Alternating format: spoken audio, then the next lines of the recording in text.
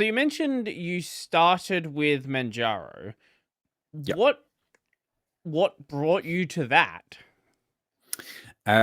So actually, I read a lot about Linux, and like my understanding back then was just like if you really know something about Linux, then you use Arch Linux. And I was already a little bit intimidated just from going to the Arch website. I felt like this is so nerdy, everything. Then I started to look into the Arch wiki, and I felt this is probably too much for me. Sure, So I sure. started to look for Arch-based distributions, right? And I don't know why, but I think back then I got the impression that Manjaro is not a corporation, it's a community project. It's Arch-based. It's intended to be a simple Arch experience. Mhm, mhm, And I felt like this is a good point to start. I found it extremely ugly, the green stuff. So I had the first thing I had to do is uninstall all the Manjaro specific stuff. mhm, mhm, But it was really good for me because I could like for instance, the easy way that you can switch between kernels and stuff like that. I enjoyed to learn a lot about these things, and I always referred to the Arch wiki, and I never had any issues actually because I never used the AUR. mhm, mhm, I used it one and actually broke it one time. I wanted to have hardware acceleration again after it got removed. mhm, mhm, And then I took some package and actually ended up with a black screen after boot. But I just want to say, like, for me, it was a good soft entrance into Arch. Maybe it was not the best option. I think maybe there are better options to start with. mhm, But I still loved the fact that I had to spend so much time with the Arch wiki and learn about stuff, and then actually also really understood what I did in the end. mhm, And when I finally installed Arch, I had 5 attempts. I screwed it up 5 times, but then when I installed it, I really felt like now I'm ready for Arch Linux. mhm, mhm, mhm. So when you swapped to Arch, what was that experience like? Because a lot of people, they are very intimidated by it, and it sounded like to some extent you were. So what did it feel like, sort of just starting from basically nothing? Hmm. I mean, I was in a special phase in my life. I just closed my company, and we were about to move to Thailand, and I had time. So for me, it was nice. I had like sometimes I had the laptop, sometimes I had the phone with the Arch wiki, and I just basically followed the steps and learned about how to enable the Wi-Fi and all that stuff, And I did so many things that I didn't even know that they happen behind the scenes. Like my keyboard needs to be actually defined. It's not automatically detected and stuff like that. So for me, it was really fun. But I think if I would not have had the time to do it, then maybe I would not have done it at all. Because I think when you like, let's say sometimes I do this. Sometimes I decide I need to reinstall my computer, and then I know I will have 2 days that I'm not productive. And I just make that decision and I go for it. But with Arch, I think it took me maybe a week or so to actually get it completed, like with learning and then messing up and learning again. And I also sometimes had the feeling now it's working, but I think I maybe screwed up some things. So let's start from scratch. And yeah, I think because I had the time, it was amazing. Otherwise, probably I would have, like the same with Neri. Otherwise, I would have probably said, "Oh man, this is too complicated. I go back to Manjaro." Now we are recording again. Maybe Linux does have problems. I mean, all computers have, I guess. Yeah, I'm not totally sure what happened there, but yeah. Anyway, moving on from that. Where were we before we got sidetracked by whatever happened there? the, the experience to install Arch, basically. No, What a I mean for perfect me it was time a for that to happen. yeah, absolutely.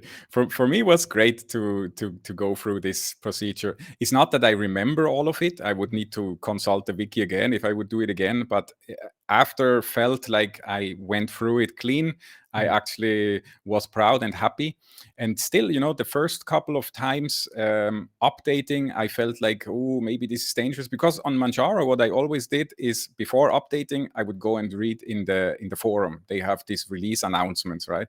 So I would read, and then people say, oh, I have this problem, and I already felt like this is going to be a dangerous update or it's going to be an easy update. But now, I don't know. I think it's also like an addiction. I start my computer, I run the updates, and of course, I read what is going to be updated. And in many cases, I don't really understand what these libraries do. Right. But if there is something that I really see, oh, I really depend on this, then I might go and look at the news and read a little bit about it before I update. Right. But yeah. Yeah, like if it's, I'll do the same thing with OBS. Like if I see an OBS update come through, I'm like, okay, well, what are we actually changing here? Is this going to break a plugin? There's been times where they've done some big API rewrites, and then every single OBS plugin just stops working. I was like, let's not do that one today. Yeah, absolutely. Yeah, and sometimes, sometimes I do a change and I feel it's actually good. And then later on, I realize this little thing that I didn't notice before is actually because of that change. Like in one instance, I read the Pipewire description, the article in the ArchWiki about Pipewire, and I saw that you can actually change the node names. So I don't have these cryptic, crazy interface names anymore. So they can have nice names. I thought, let's do that. I did it, and after a while, I realized that this actually causes always the audio engine in the DAW to just crash after a while. And I felt like this is the DAW's fault. But then it turned out that this was actually that change that I did. And so, yeah, now I'm a little bit cautious with stuff like that. And I think it's normal, no? Like sometimes you do an update and you don't initially realize that there's something different or something not working anymore. But usually I have to say it's crazy. I update all the time, and it feels like even the thought that not all the components individually get updated to me feels wrong. So for me, this rolling model is now just the normal state, and I never have problems actually. Not so far, at least. Yeah, people look at Arch, even Linux people look at Arch and are kind of intimidated in certain cases. Like, oh, things are updating all the time. That means things must be breaking all the time. And there's definitely cases where things will break, and the more things you have installed, obviously the more likely that something can break because you just have a higher surface area. But I'll maybe have one, like, real big problem a year, maybe. And even then, it's not that big of a deal. And usually, by the time that I'm seeing it, because I usually wait a couple of days to do an update, someone's already talking about it. There's a forum post or a Reddit post or something about it, or a news post about it. And I already know how to fix it. Absolutely, yeah. Yeah, same. Usually everything works just fine, and if there's a problem, then you find help somewhere. The most recent issue that I had that I don't fully understand is that on my laptop I have a MediaTek Wi-Fi card, and after an update, the firmware was just gone. The folder with the firmware for this card was gone. I had no more Wi-Fi. And then I reverted the package, and actually I think 2 or 3 updates later, it was still like that. And then the 4th update reintroduced it somehow. Maybe it's not that widely used, but yeah. I also didn't find too many people that had the same problem, but the firmware directory was just empty. I don't know. Yeah, I'm not sure what would have happened there. But it was easy enough to revert. So yeah. It was also good for me because I never did this before. I never reverted the package before. So it was actually nice to do it. Yeah, I don't think I've ever had to do so either. Maybe I want something to break just so I can have something to talk about. No, it's okay when it works. Oh, definitely. Yeah, this is... It's nice to be able to use it as a learning experience, but when it's something you desperately need to function right now, yeah, that's definitely not pleasant. Yeah, I think around Pipewire, for instance, something that I would really appreciate would be more flexible UI tools, because still I do a lot of the things in the terminal. Like for instance, to connect this microphone from the multi-input interface that it's connected to, I cannot do it in Helvum for whatever reason, so I have to do it in the terminal. But I think that, and the ability to actually save setups, like save certain states and recall them, that would be amazing, you know? Yeah, I've actually spoken with the Wire Plumber developer, and that is something that he's definitely interested in. Like, because right now I use QPW graph for doing everything. So Mhm. if I have my capture card for my console, I will route the audio from that to my speakers, or I'll take the audio from my mic and then route it into a jack client in OBS. And QPW graph remembers all that state, but there's no state that Pipewire or Wire Plumber holds.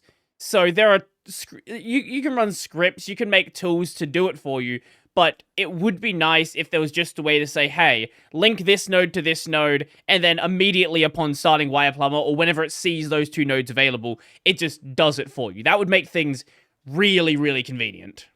Yeah, and Pipewire is much more powerful than people know, because, like, for instance, on Linux, I said earlier that the class compliant interfaces have this 24 channel input limitation. But what you can do, which is actually really crazy, but it's, of course, it needs the implementation on the DAW side and the DAW side. Like Bitwig, for instance, you can have, like, let's say you have 4 different interfaces and each of them has 24 inputs.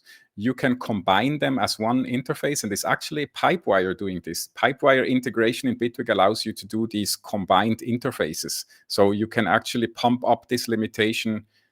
And I don't know if you can do this on any other operating system that easily. I can also have like a USB microphone, the webcam audio, the interface, everything combined in one interface, and just use it and record stuff, vice versa. It's just amazing. I mean, and it's a little bit cumbersome in the sense that the UI tools are not that highly polished, but the capabilities are actually crazy. So, yeah, on that note, what is something you would like to see available that just isn't a thing yet? I for the longest time, I wanted to have a really, really high-end audio editor, just where you can load audio files and edit them. I got used to use Audacity, and Audacity is like going to update soon, and I think it's gonna be probably amazing. But for the longest time, I was hoping for Acoustica from Aiken Digital to come to Linux. Something like that, some really high-end audio editor. And I also hear that often, that people, like, you can do batch editing and stuff like that, batch conversion and things that nowadays I use FFmpeg and stuff like that. I got used to it. But if you come fresh to Linux, you would probably miss something like that. And I'm not sure if I would start to use it again, but for a long time, I really was missing something like that. And then I have a couple of plugin manufacturers like Sugar Bytes that I really want to come to Linux, and they are specifically the ones that say they would if they had the knowledge.